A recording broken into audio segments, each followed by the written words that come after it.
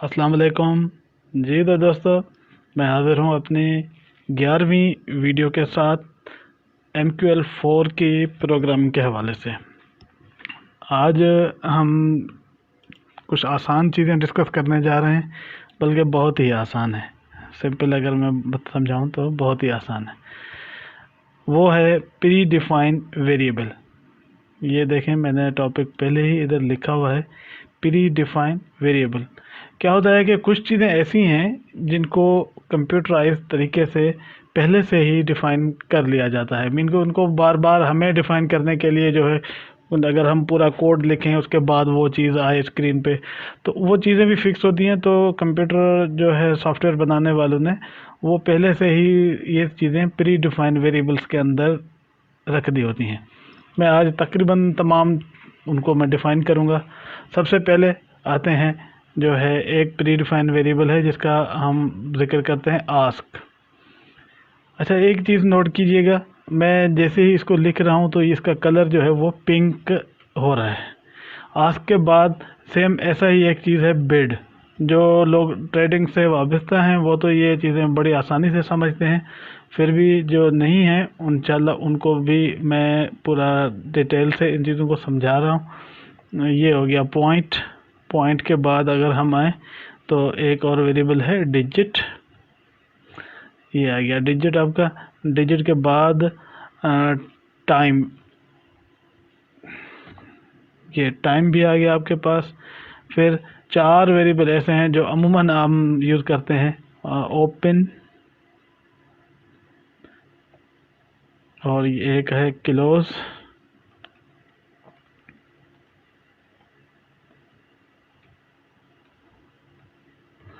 Close के बाद हम जो है एक वेरिएबल हमारे पास आता है हाई, और एक आता है लो। लो के बाद जो है एक वेरिएबल मज़ीद मैं आपको बता देता हूँ, दिस इज़ द बार्स। आपने नोट किया कि ये तमाम जो है इनके कलर वगैरह चेंज हो जाते हैं। ये अगर कोई भी पिंक कलर के साथ आप जब कोड वर्ड लिखें वो पिंक कलर में कन्वर्ट हो जाए तो इसका मकसद है कि ये प्री डिफाइंड वेरिएबल है। इसको मतलब है आपको डिफ़ाइन करने की ज़रूरत नहीं है, ये कंप्यूटर में ऑलरेडी जो है वैल्यू इसकी डिफ़ाइन होती है। सिर्फ आप उसका नंबर दे दें, उस नंबर वाली वैल्यू आपको उठा के खुद ही दे देगा। इनके इस्तेमाल से बहुत आसानी होती है हमें काम करने में। अब अगर इनको थोड़ा इस्तेमाल करके भी मैं प्रैक्टिकल भी दिखाऊंगा, क्योंकि सिर्फ खाली थ्योरी नहीं पढ़ानी, हर चीज़ का जब तक प्रैक्टिकल ना हो तब तक कोई चीज़ सही तरीके से समझ नहीं आ सकती। सबसे पहले तो दो वेरिएबल जो हैं वो हमने देखे कि आस्क और बिड। आस्क जो है वो प्राइस होती है जो कि किसी भी करेंसी की देख लें वो थोड़ी सी ज़्यादा होती है। अगर हम USD CHF इसकी वैल्यू, आस्क वैल्यू देखेंगे तो that is the 0.9813 and bid price is 0.9810। Mean के आखिर में जो है ये जो ज़ीरो है, इसकी जगह पे इधर ज़ीरो है, इधर 3 है। मीन के ये जो 3 हैं, 3 जो पॉइंट्स हैं, ये जो डिफरेंस है दैट इज़ द स्प्रेड। एक टर्म है स्प्रेड, जो पुराने ट्रेडर हैं वो तो इसको बड़ी खूबी से समझ रहे हैं। मीन के आपको जो ब्रोकर है आस्क प्राइस पे करेंसी का पेयर जो है, जो भी आप ख़रीद रहे हो वो देगा, और अगर आप सेल करना चाहते हो तो ब्रोकर आपसे जब वापस लेगा तो ये वाली प्राइस है। और ये चीज़ें तकरीबन फ़िक्स होती हैं, थोड़ा बहुत आगे पीछे चेंज होती रहती हैं टाइम टू टाइम, लेकिन ज़्यादातर ब्रोकर फ़िक्स होता है। ब्रोकर की यही समझने की कमाई होती है, आस्क एंड बिड। अब हमें जो है इसके अंदर अगर आस्क और बिड की वैल्यूज़ को बार बार हमें चेक करना पड़ता है कि इस वक्त आस्क प्राइस क्या है जिसके ऊपर हमने कोई डिसीजन लेना है, बिड प्राइस क्या है, इन दोनों के दरमियान फ़र्क कितना है, ये चीज़ें मतलब बार बार हमें प्रोग्रामिंग के अंदर देखनी पड़ती हैं। अगर मैं एक सिंपल सा मैंने इसको चेक करना चाहूँ, आपको दिखलाना चाहूँ, तो उसके लिए पहले तो मैंने इसको कमेंट्स के साथ ओवरऑल बंद कर दिया है ताकि ये हमारे प्रोग्राम पे असरअंदाज ना हो। ये भी एक कमेंट का मैंने आपको तरीका बताया था कि सिंगल रो के सामने डबल स्लैश, और अगर मल्टीपल रोज़ हों तो स्लैश स्टार, जितनी भी रो होंगी वो सारी मतलब कमेंट में चेंज हो जाएंगी, उसके बाद आखिर में जहाँ ख़त्म करना हो स्टार स्लैश। जी, हम वाई के आगे जो है कोई भी जो है अगर डिक्लेयर करें तो वो चीज़ हमें वहाँ पे शो हो जाएगी। हम आस्क लिखते हैं, y is equal to ask. आगे नीचे हमने अलर्ट फंक्शन के साथ जो है द वैल्यू इज़ वाई की प्रिंट करवाना चाहिए। जी, हमने इसको कंपाइल कर दिया। यहाँ पे देखें इसने वैल्यू शो कर दी, द वैल्यू इज़ 131166। तो इस वक्त जो उस टाइम पे जब ये रन हुआ था तब वो प्राइस थी, तो वही प्राइस इधर शो कर देगा। इसी तरीके से अगर हम आस्क की जगह पे बिड की प्राइस देखना चाह रहे हैं तो simply y is equal to bid compile कर दें। ये बिड की प्राइस ये देखें थोड़ी कम है, आस्क की प्राइस ज़्यादा थी, तो यही ब्रोकर की कमाई होती है। अगेन इसके बाद आस्क और बिड, ये तो मतलब सीधी बात हो गई कि ब्रोकर के दो जो है वैल्यूज़ हैं उसी एक ही पेयर के अंदर सेल और बाय की कंडीशन में। अगेन हम आते हैं पॉइंट। अच्छा, पॉइंट जो है वो सिंपली हमें ये बताता है कि डिजिट के बाद अगर हम यहाँ पे आएँ तो ये देखें कि ये GBP USD को अगर हम यहाँ पे ले आएँ तो GBP USD के ऊपर वैल्यू जो है 1.3112। अगर डेसिमल के बाद देखें तो 1 2 3 4 मीन ये 4 वैल्यूज़ हैं। जो आखिरी वैल्यू होती है उसका जो एक नंबर होता है ये वाला 1, इसको हम पॉइंट कहते हैं। तो अगर हम इसको लिखना चाहें कि ये पॉइंट क्या है, इसका हमें क्या पता चलेगा, तो बड़ा सिंपल है, हम यहाँ पे लिख सकते हैं कि ये जो भी है पॉइंट वेरिएबल के बराबर है। हमने इसको ओके कर दिया। यहाँ पे देखें तो जो पॉइंट वैल्यू है इधर शो हो रही है, मैं 0.0001 मैंने आपको बताया था ये 4 टोटल डिजिट्स हैं, जो आखिरी चौथा डिजिट है उसका जो है single 0.1, that is the point value of that currency pair.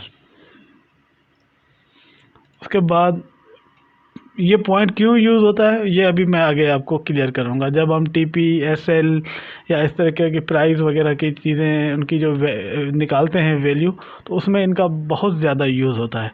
अच्छा, पॉइंट के बाद डिजिट्स, तो जी यहाँ पे हम इसको जो है कर देते हैं डिजिट। ये हो गया digits. Digits is the simply अगर मैं ये बताऊं कि पॉइंट के बाद वाले जितने डिजिट्स होते हैं उनको काउंट करके हमें बता देता है। फिर भी हम इसको रन करके देखेंगे। यहाँ पे देखें इसने लिखा है 4। 4 क्यों लिखा है?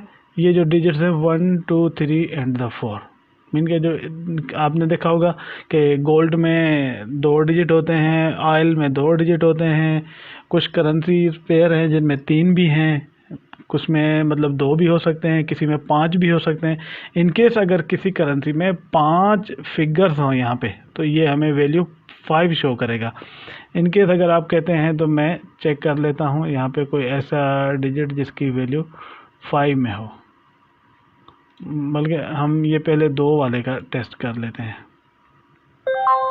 ये 2 वैल्यू है तो यहाँ पे इसने 2 हमें शो कर दिया है।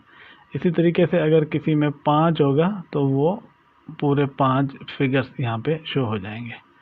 लेकिन इत्तेफाक है कि नहीं है, इसमें कोई भी ऐसा 5 वाला नहीं है। चलें अभी हम अगले पे आते हैं, अपने टारगेट पे। डिजिट भी हो गया। अच्छा, उसके बाद है टाइम। टाइम बहुत आसान है, जैसे कि नाम से ही ज़ाहिर है कि टाइम फंक्शन जो है वो हमें उस वक़्त जो भी टाइम होगा वो हमें शो कर देगा। बड़ा सिंपल, इसको अगर हम देखना चाहें तो अच्छा, टाइम को शो करने का बड़ा एक सिंपल सा तरीका ये भी है कि इसके बाद ये आगे ब्रैकेट लगाएं और इसके कोई भी नंबर डालें। उस अब ये जो है ना 2 शो कर रहा है कैंडल को। मैं अगर इसको क्लोज करके हम कैंडल के अंदर आ जाएं यहाँ पे, तो ये आ गया। अगर दूसरा नंबर ये वाला जो कैंडल है, ये वाला, क्योंकि ये 1 कहलाएगा, जो इससे अगला जो बनेगा वो तो 0 है, ये 1 और ये 2। ये जो 2 नंबर कैंडल है, इसका जो टाइम था वो हमें बताओ। मीन के जो टाइम फ्रेम ऊपर से हमने सेलेक्ट किया होगा, जिस टाइम पे ये कैंडल बना था, तो वो वाला टाइम हमें शो करेगा। किसी भी कैंडल का बनने का टाइम जो है हम शो कर सकते हैं। अगर हम यहाँ पे टाइम 2 लिख के कंपाइल करते हैं, तो ये हमें इस वक्त टाइम ये वाला शो हो गया। आप कहेंगे ये तो टाइम तो है नहीं, ये तो कोई बड़ा एक डिजिट सा आ गया है। तो जी जनाब, ये टाइम का शेड्यूल ऐसे है कि 1970 जनवरी 1 रात के 12 बजे से ये टाइम शुरू होता है 000001 के साथ। फिर ये सेकंड वाइज आगे बढ़ता जा रहा है, बढ़ता जा रहा है, और इसकी जो आखिरी वैल्यू है वो मेरे ख्याल में 3000 पे आगे ख़त्म हो जाएगी। उस वक्त तक ये एक वेरिएबल जो है काउंट कर सकता है। ये मैंने टाइम वेरिएबल में पहले आपको पढ़ाया था। वेरिएबल डिक्लेरेशन जो हमने किया था, उसमें टाइम की वैल्यू कब से लेके कहाँ तक और किस तरीके से डिवाइड है, और जिस वैल्यू के ऊपर वो कैंडल बना है वो वाली वैल्यू यहाँ पे शो कर देगा। सिंपल जी। टाइम के बाद हमारा जो है अगला सिस्टम जो है वो आता है जी ओपन, क्लोज, हाई, लो। अच्छा, ये 4 जो है ना, ये तो बड़े सिंपल से हैं और तकरीबन एक जैसे हैं। एक कैंडल के अंदर 4 वैल्यूज़ होती हैं, जैसे हमने पहले भी इस चीज़ को समझा और पढ़ा है कि एक कैंडल ये वाला जो है, हम रेड कैंडल को ले लेते हैं, इसमें एक ऊपर हाई है, ये नीचे लो है, एक यहाँ पे इसका जो है ओपन और ये क्लोज है। तो ये चीज़ें जो हैं, 4 कंडीशंस जो हैं, इनकी जो वैल्यूज़ हैं, इन वैल्यूज़ को हम अगर कहीं भी यूज़ करना चाहें तो इन वेरिएबल के साथ यूज़ करेंगे। अब अगर y के आगे अगर मैं सपोज़ करें कि लिखता हूँ हाई, अच्छा, इसमें भी लाजमी आपको कैंडल का नंबर शो करना लाजमी है। मैं सपोज़ करें कि 5वें नंबर कैंडल का हाई वैल्यू देखना चाह रहा हूँ, तो ये इसने बताया कि 83.36। मीन के हम अगर इसको काउंट करें 1 2 3 4,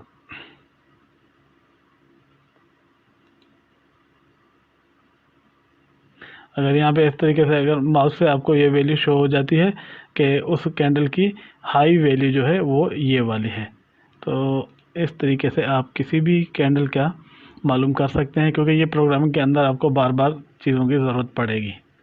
अगर हम हाई को सपोज़ करें कि हम कहते हैं कि जी हमारा ओपन प्राइस हमें बताई जाए कि कैंडल जो खुला था वो किस प्राइस पे खुला है और कौन सा कैंडल। मैं कहता हूँ कि जी हमें 6 नंबर कैंडल की प्राइस बताई जाए कि उसकी ओपन प्राइस क्या है, तो वो हम प्राइस ले लेंगे यहाँ से जी 83.23999, ये प्राइस जो है इसकी ओपनिंग प्राइस है।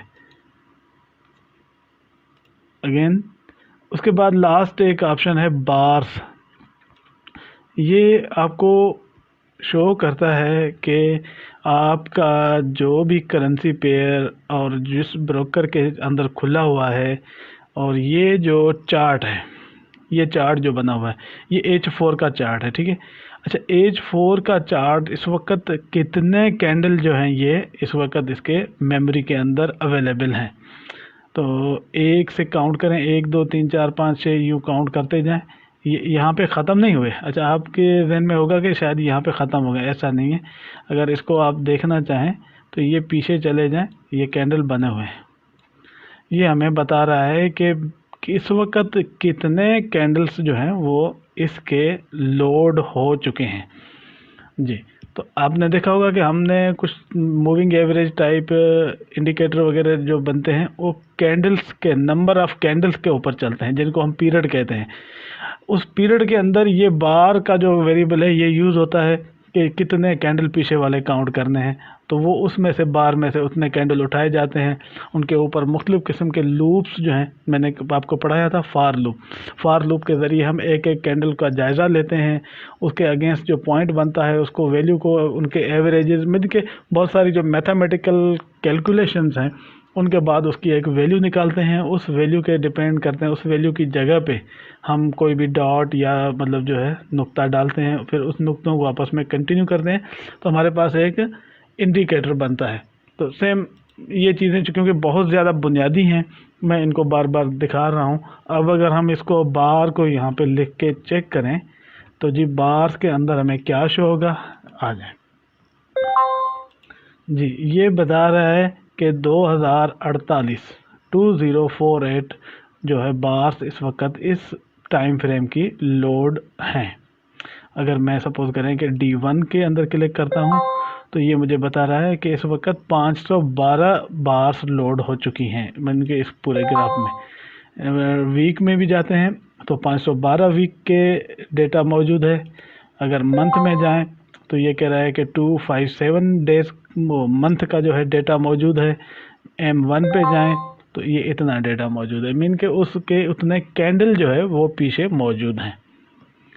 तो आज का टॉपिक बड़ा आसान भी था और माशाल्लाह मज़ेदार भी था, क्योंकि इसमें कोई इतनी ज़्यादा टिपिकल चीज़ें हमने नहीं डिस्कस की हैं। हमने प्री डिफ़ाइन वेरिएबल्स जो हैं उनको थोड़ा गौर से देखा है कि उनको डिफ़ाइन करते हुए और यूज़ करते हुए किस तरीके से हम करेंगे। तो ये भी एक इजाफी चीज़ जो है मैं कल भी मैंने आपको बताई थी कि हम कैंडल का भी, जब कैंडल को शो करते हैं कि इस कैंडल का मतलूबा, तो कैंडल के लिए भी हम जो है आई का जो है हमने यूज़ किया था कल, आपको शायद याद भी होगा। तो उसके साथ भी हम उस मतलूबा कैंडल का वैल्यू निकाल सकते हैं, क्योंकि कैंडल के लिए हम अक्सर व बेशतर 4 ये जो हैं ओपन क्लोज हाई लो ये बहुत ज़्यादा यूज़ करते हैं। इनके साथ हम कैंडल्स को डील करते हैं। बिड और आस्क जो है ये 2 प्राइस के साथ डील करते हैं। पॉइंट और डिजिट्स जो है ये 2 वेरिएबल जो है हमारे अक्सर और बेहतर टीपी वैल्यू सेट करने के लिए यूज़ होते हैं। और ये जो टाइम है that is use for the time filter, या टाइम के हवाले से कैंडल्स का जो भी है सेटिंग उसके लिए यूज़ किया जाता है। आज का लेक्चर करते हैं यहीं पे ख़त्म। आप सबसे एक दरख्वास्त है कि चैनल को लाजमी जो है सब्सक्राइब करें, लाइक और कमेंट ज़रूर करें। Thank you.